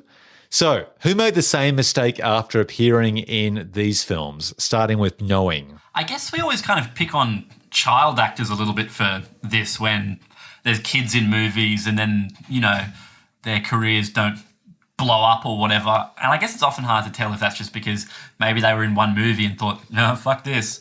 But, I guess the kid from Knowing? Yeah, I'd say so. Chandler Canterbury, who played Caleb, he didn't really kick on to do much after this film at all. He starred in a few vehicles, mainly looks like a small Australian movies, and his last role was in 2014 in a film called Black-Eyed Dog. So I would say he hasn't made the most of his opportunities, whereas the daughter, who I thought was really good, her name is Lara Robinson, playing Abby, and she's kicked on to do this great TV show called Upper Middle Bogan on ABC in Australia, and several other pay TV shows too, like Cloud Street. And I think Caleb missed opportunity. Sorry, Caleb. Too bad, mate. The reluctant recipient of the Mickey Rourke Award. All right, jumping on to the Winner Chicken Dinner Award. Who came out on top in each of these movies, either in front of the camera or behind, and was it their career high? Can I go first? You can. So for me, I think that Alex Proyas, the director and one of the writers in Knowing, came out on top for Knowing. I thought he did a great job by shooting a very slick-looking film with an engaging narrative that's a bit of a genre mesh between sci-fi and thriller/horror, maybe. And that particular scene with the Crash 747 plane, I thought was really well done and has aged beautifully. So I'm giving it to him. How about you for Knowing and then 2012? Yeah, I think that's fair to give it to Alex Proyas. He was certainly able to perhaps leverage the success of this to make a much higher budgeted movie after this. Gods of Egypt, which cost 3 times as much and lost the studio that made $90 million. Oh, ouch. Yes. Yeah, that's a story for another day. All right. How about 2012? Did anyone? I thought that Chiwetel did a great job in elevating the role and giving it a lot of humanity. Like, if you compare his performance to Oliver Platt, I find Oliver Platt, who can be great in some films, is never a believable character. Whereas I always feel like Chiwetel makes you feel like it's a much more grounded, three-dimensional character. Take that back about Oliver Platt. Oliver Platt's a joy. Anytime he turns up in something, I point at the screen and say, there's Oliver Platt. All right. Come on, man. By sounds of it, we're giving it to Alex Proyas. Okay, give it to Alex Proyas, but you rescind your vicious Platt allegation. I reserve the right to maintain it. No way. Okay, the Best Dialogue Award. Now, these films aren't the most quotable films. I can't recall anything that jumps out. Did anything, get stuck in your eardrums like an earworm? My ear holes. Your ear holes, exactly. 2012, there's a lot of those kind of bullshit lines like, the moment we stop fighting for each other, that's the moment we lose our humanity. Yeah, the film appears to try and ape other films where the Prime Minister gives that great speech. Like, really, it's that speech by Bill Pullman in Independence Day. And it has the vibe where it tries to revisit those moments and never quite succeeds. So, look, I can't think of any memorable lines in either film. So, from my point of view, I'm leaning towards a dead rubber with no winner. Yeah, it's interesting you say that because Danny Glover's president gives a speech in this, and you'd be hard-pressed to remember a single line from it. Whereas, like you say, Bill Pullman's, today we celebrate our Independence Day. Shit, man, fucking shivers down my spine. Yeah, I've got shivers down your spine as well. All right. Ugh. So dead rubber, no winners there. Ugh. Let's jump to the Nicolas Cage Chewing the Scenery Award, named after famous actor of prestige Hollywood films, blockbusters, and increasingly straight-to-video on-demand films. Look, surely the winner of the Nicolas Cage Chewing the Scenery Award should go Nicolas Cage. Although No. you could actually argue that Woody Harrelson No way. possibly might actually steal his own award off him. Yeah, 100%. Nick Cage's performance in Knowing is actually fairly restrained, I think. He's certainly not doing any of his huge, Cageisms or, channeling some weird vaudeville idea or something. I think Nick Cage is reining it in. Whereas, Woody Harrelson just feels like he was not directed and he just sort of did whatever he wanted. And they just went, yeah, sweet, just go crazy, Woody. I liked it, you didn't, but it's clearly chewing the scenery. All right, so here we have it. Woody Harrelson has won the Nicolas Cage Chewing the Scenery Award. Unprecedented. And let's hope that Nicolas Cage can reclaim his self-named award at some other stage. All right, let's jump to the Taking a Paycheck Award, which speaks for itself, starting with Knowing. Who do you think was in it for the cash here? I don't know. Does it seem like anyone was just cashing a check? I mean, was this at the time when Nicolas Cage was still getting $20 million a movie? Probably not if its budget was only $50 million. See, I always interpret the Taking a Paycheck Award for when someone's starring in a really crappy role and it's clearly doing it just for the money because they're ordinarily, an actor who would be more careful in their decisions. Totally, like Gary Oldman in most things. Gary Oldman, exactly, or Robert De Niro starring in, Rocky and Bullwinkle, something like that. Yeah. In this case, the film was really good, unlike Rocky and Bullwinkle. And I feel like everyone was actually sincerely giving their best performance and no one was phoning it in. So I don't have any nominees for Knowing. In terms of 2012, I probably would say Tom McCarthy playing the character of Gordon Silberman we've mentioned before. Tom McCarthy is known as a great director, great screenwriter, and occasionally acts as well. I think he originally is from an acting background. I'd say his character is the weakest in this film. So I'm thinking that Tom does this movie with the hope of getting money to make something like Spotlight down the track. What had he directed by this point? He directed The Station Agent already, right? Which is a good film. Yeah, I think he also done by this stage Win-Win, or maybe that was later on. No, Win-Win was later on. Had he done The Visitor? He'd done The Visitor. The Station Agent and The Visitor. He'd done The Visitor, which was Oscar nominated. He'd done The Station Agent, I think Oscar nominated as well. Yeah, Win-Win wasn't until 2011, and the infamous film The Cobbler with Adam Sandler in 2014, and Spotlight came in 2015.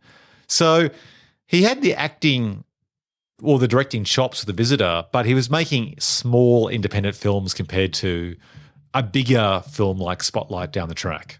Okay, we'll give it to Tom. All right, Tom takes home that award. All right, jumping to the Stephen Tobolowsky Award, a.k.a. Hey, It's That Guy, named after the iconic supporting actor who played Ned Ryerson from Groundhog Day.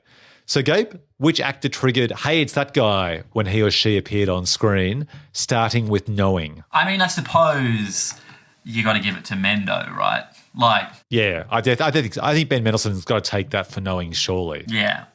And then for 2012, I mean, take your pick. There's a fair whack of them in this, isn't there? But for me, it's going to go to someone who I think may well have won this award before, and that is an actor name. Oh, we're going to... Can we do it on 1, 2, 3? Okay. All right. So on the count of 3, let's both name who we think should win the Stephen Tobolowsky Hey, It's That Guy award. And I think we may be thinking of the same person, although this film is punctuated with many performances by recognisable faces, but not names. So you ready? Yeah, you can count us down. Okay. 3, 2, 1. Stephen McHattie. Well, there you go. Hey! Yep. I love him. So for our podcast listeners, Stephen McHattie plays Captain Michaels, who's the captain on the Ark with the main characters. And to me, he is your budget Lance Henriksen lookalike. He is a dead ringer, but with darker and more hair than Lance Henriksen. And you might remember him appearing in the opening terrifying scene from the David Cronenberg film A History of Violence. Yeah, and if you haven't seen it, he's the lead in a movie called Pontypool, which is a really excellent version of a zombie movie, kind of unlike anything you've seen. Highly recommended. Highly. All right, it's unanimous then. Stephen McHattie takes it for 2012 and Knowing combined. winner of the Stephen Tobolowsky Award. Okay, jumping ahead to the Delroy Lindo Award for great actors who aren't cast often enough. Let's start with Knowing. Now, I had the actor I mentioned before, Danielle Carter, who played the school teacher. But on reconsideration, I'm going to put Nadia Townsend back in the mix. What are your choices for Knowing and 2012? Yeah, okay. I mean, give it to Nadia for Knowing. For 2012, I mean, I would say Zlatko Buric, but I went and had a look at his IMDb, and he's actually working like gangbusters, just not in American movies. So take your pick, really. Yeah, I'm going to say Stephen McHattie. I think we need to see more of Stephen. I recognise him and I want more. And he was great in that lead role of Pontypool, which was a film from about 10 years ago that you put me onto. And it's a classic one-location, low-budget film, which is driven by a really engaging performance. And Stephen McHattie has a captivating voice. He could easily be a radio announcer, a DJ, and that's the character he plays in Pontypool. But he also has a really interesting character face. He's not a classical leading man in that he's not like classically attractive, but he's very engaging. So I want to see, like Delroy Lindo, I want to see more of McHattie. Fair. Him and Jimmy Mystery. All right, we're coming to the end of the awards. All right. The Memphis Reigns Award, inspired by the absurdly named character played by Nick Cage from Gone in 60 Seconds. Gabe, which character steals the cake for the most ludicrous name, starting with Knowing? Well, what are our character names in Knowing? John Costler? Caleb Costler? I mean, any movie where a kid is called Caleb, I guess that's the thing. But, you know, I don't think there was any really crazy names in that, so maybe it's got to be something from 2012, knowing that... Surely it's got to be Jackson Curtis. Totally. Knowing that... Or, weirdly as well, John Cusack is playing a character called Jackson Curtis. Curtis 50 Cent Jackson would later go on to produce a movie starring John Cusack and Nicolas Cage called The Frozen Ground. Oh, well, that's clearly a sign. What? Clearly John Cusack takes this home. There you go. In fact, I would hope that he would actually consider splitting the custody of this award, perhaps sort of like 1 week on, 1 week off, with 50 Cent. If 50 Cent's up for it, I think that's only fair. All right. The Memento Award, named for moments you completely forgot about until you rewatched these movies, starting with Knowing. I guess I forgot how goofy the angels were and that they just reminded me of the vampire Spike from Buffy, as we've discussed. I forgot about that. I forgot about the Beethoven sequence, which I thought was very nice. I forgot that Ben Mendelsohn was in the movie. Yeah, I agree with all of those. I forgot Mendo was in the film entirely, which is so funny because now that we've seen him for 10 years being pretty much fawned over by Hollywood, it was just so funny to watch him here. And actually, I had him as a nominee for Worst Acting or the Nicolas Cage Award from earlier because his American accent is terrible. Terrible. Like, I think there's a reason why Mendo in recent films just plays an Australian because people like his performance and he's captivating on screen, he's mesmerising, but his accents aren't great. And when we had him playing a green alien with a really Aussie accent in... What? What was that in? Captain Marvel. Oh, I didn't see that. He plays an Australian alien in that. Yeah. Really? He's talking... That's good. He's talking just like Ben Mendelsohn, like, mate. As he's got a cigarette hanging out of his mouth holding a mullet. He doesn't. Like that fish.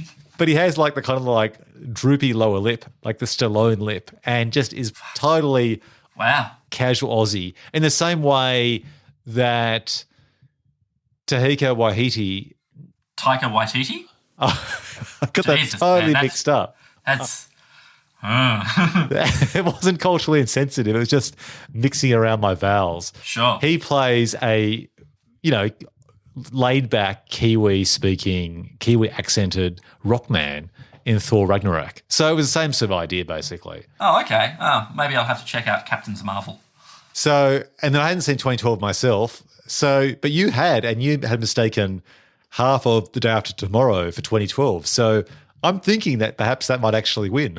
Well, yeah. Although I totally forgotten that Tom McCarthy gets squashed in the gears, which I thought was a terrible moment in the film, but funny for me at the time. So, all right. almost our last award, the Die Hard Award, named after the influence of Die Hard and inspiring a subgenre of very similar ideas. So imitation is the ultimate flattery. Did either of these movies leave a legacy by inspiring a crop of clones? Can you think of the rise of apocalyptic movies since Knowing in 2012?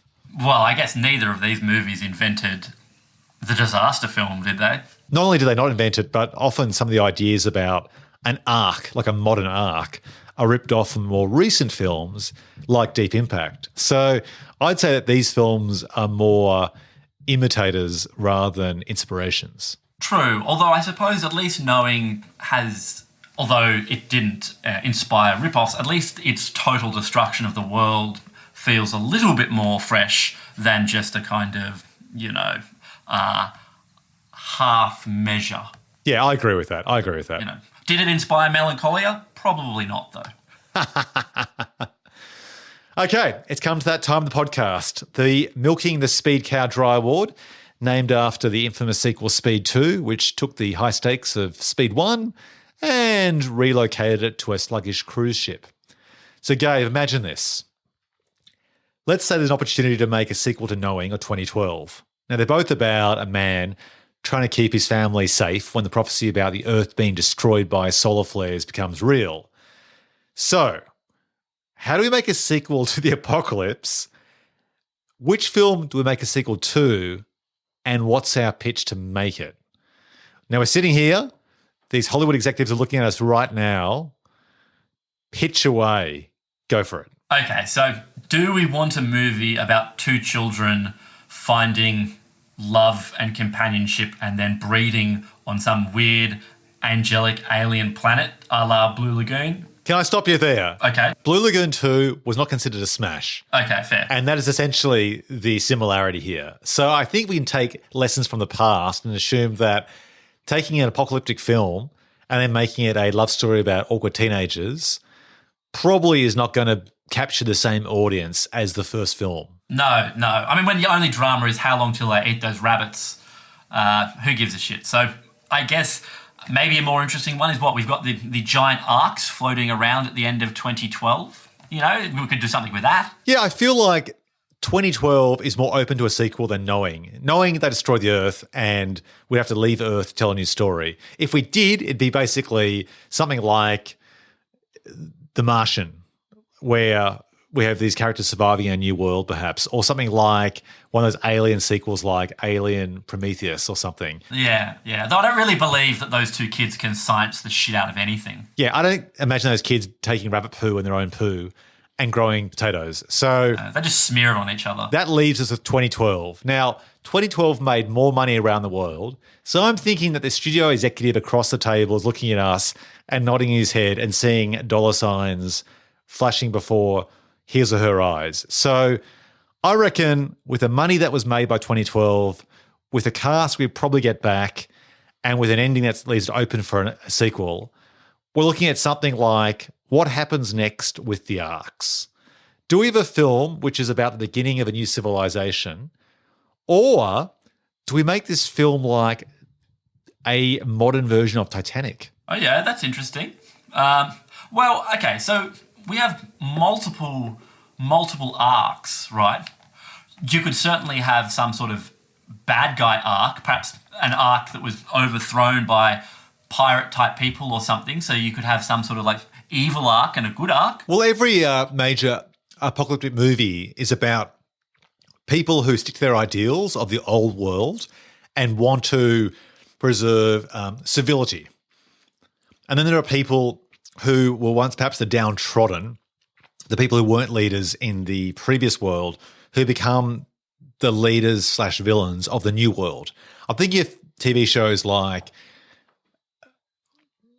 The Walking Dead or any movie which involves zombies. So we could basically have essentially the hoity-toity upper class who are literally and metaphorically on the upper decks of the Ark in 2012.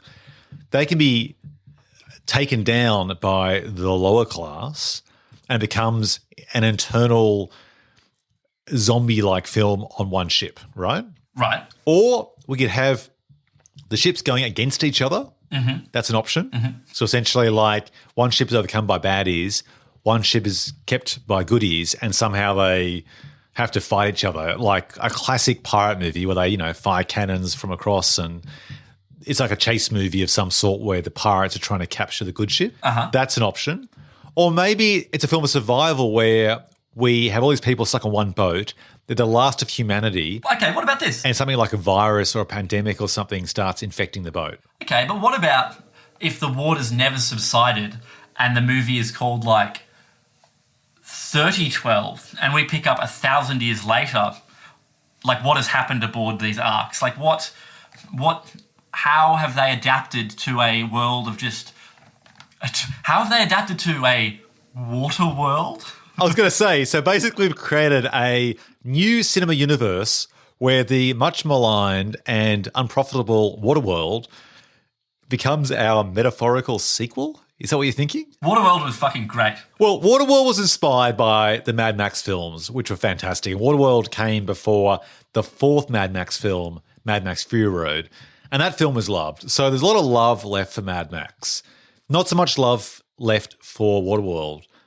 We could pitch to the studio that we'll get Waterworld right this time. Right. So maybe the characters won't grow gills like Kevin Costner's character called the Marina, but I guess it could be a post-apocalyptic Mad Max on water, and we just never speak of this film called Waterworld. Yeah, fair. I mean, we could also do something around that idea we discussed earlier, which is having Chiwetel Ejiofor's character let all of these additional people on. It could be a movie that's essentially about the moral choices around resource management. So maybe it'll set 6 months later or something and they're starting to run out of food. It could be like that film set in the Andes, Alive. At what point do they start eating each other? Now, I'm not talking it's just like an exploitative cannibal movie. It's an interesting, I'm steepling my fingers as I say this, sort of treatise on the morality of cannibalism. Yeah, I like that. I mean, in some ways, that film Snowpiercer is that, essentially, where you have different classes and different carriages, and we see the classes fighting in that film Titanic, James Cameron's film. So I suppose we could have The Uprising, and in some ways, Chiwetel from the first film, 2012, gets his comeuppance by being so idealistic. He discovers that, guess what? If you bring on 3,000 extra people who haven't been vetted and we don't have the resources on this boat to look after them for the next 6 months or so, maybe it wasn't such a great idea as idealistic as it was. Yeah, that's right. The road to hell is paved with good intentions, and this boat is going straight to hell. So do we cast the same actors, or do we just sort of follow a different cast of actors on one of the other arcs which is featured in the movie 2012? No, I think it'd be interesting to use these actors and build off the decisions they had made in this movie.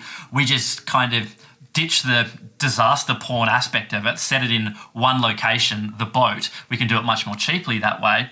And, we're spending money on the actors. Maybe we get Cusack back and Amanda Peet, maybe not, who really cares? But I think there's some interesting conversations and choices these characters could be having with some quite tragic results, and new heroes will rise. All right, so I like it. The studio executive is nodding his or her head at us. That's a great sign. Because it's cheap. How about this? Okay. Just when we're about to have the ultimate fight between Chiwetel on the goody side and perhaps this sort of downtrodden character who's become the unofficial leader of the minority that's run out of water, because as what has happened over the last few weeks or months of this on this arc, they have to start rationing food and water. And so the downtrodden start working their way up to the upper deck. Oh, I like it. And just when it appears there's going to be a fight, in the true spirit of a disaster film, something else brings them together. I like it. And what it is, it's a giant squid. Oh, okay. Or something deep from the Maritrana, the trench. What's the trench called? Mariana? The Mariana Trench. Okay. With all of the Earth's crust changing, those creatures, the prehistoric dinosaur-like giant sea creatures, have come higher up into the aquatic atmosphere, and they have to all come together to try and overcome this new disaster. So you're sort of mashing 2012 with Deep Rising or Cthulhu or something. But what if it was just another arc full of worser people, full of pirate-type people? That way we can, we don't have to spend the big buckaroos on giant octopuses or mermen or whatnot. So what if it's Woody Harrelson's estranged son? Yeah, yes. Who is now seeking to try... Woody Harrelson died in 2012. He was considered a bit of a nut job. What if his son was actually, a big fan of his dad's work? And we never saw the son in the first movie. But the son now wants to kind of like seek vengeance for his father, not being taken seriously. And the son has somehow taken over one of the other arcs, which is now a pirate arc. And they're going to raid the good guys arc. And so now we've got basically a pirate movie and or like a zombie type movie like The Walking Dead where you've got the survival film, sure. The competing gangs. And so our guys have to put aside their differences and realize, you know what? We're all human. And we have to overcome the badder humans in the other boat. Totally. I think you save maybe your Deep Rising twist for maybe an after credits sequence teasing a third film. Oh, good. Or that could be the Deus Machina, where just as about as the pirate is about to take down our guy Chiwetel, a giant tentacle wraps around his foot. Right. Okay, I like it. All right. Okay, so how does our film end? What is the actual ending of our film? The goodies win? Yeah, well, I suppose enough of them get killed off in the boat that they no longer have it sort of solves their moral quandary around food shortages, doesn't it? So the lesson learned, ironically, is that the baddie was right. Yeah, the lessons is when it gets really, really bad, there'll probably be some sort of Deus Ex Machina pirates that'll solve your problem for you. All right. But that's Hollywood, baby. All right. I think the executive is going to give us the green light, but we need a captivating title. What are we going to call our sequel? Fish Sticks. Fish Sticks. Fish Sticks is the sequel to 2012. No, it's not. That's a terrible title. Do we call it 2013? Yeah. But now it's quite dated. Nothing makes me want to see a movie like 2022, 2032. You know what? The film was set in real time. Our same cast has come back. We just call it 2022. Still kicking. Sure. Electric Boogaloo, why not? What if it was called 20122? Wait, how many twos? Doesn't really work, does it? It could be just called 2012 The New World. Yeah, I guess so. Or, interesting. Okay, we'll call it that. And that, ladies and gentlemen, is how we make a sequel to the Roland Emmerich disaster porn movie 2012. I feel we could do a better title, but we'll leave it with that for now. We'll do a bunch of lines of cocaine with these execs or whatever and figure something out. All right. Okay, that brings us to the end of the show and the end of the antics. Big thanks to our awesome sound designer, Sam Haywood, for making this episode sound so good. Gabe, where can listeners find more of your work and musings this week? At Gabe Dowrick, there is all of my backyard topiary that I've been working on. That's on the Twitterverse, and you can find me. I'm at Ben Phelps on Twitter and Instagram and youtube.com/Ben Phelps. And you can find my podcasts, including Twin Movies, in the usual places like Apple Podcasts, Spotify, and the new Apple Google Podcasts app. All right. Thank you for listening, folks. And we really hope you enjoyed the show, and we love your support. Thanks for sharing your good vibes. And if this has helped your quarantining in any way, that is awesome. So take care, stay healthy, stay safe, and stay tuned for another Twin Movies battle very soon. See you, Gabe. Bye, Ben.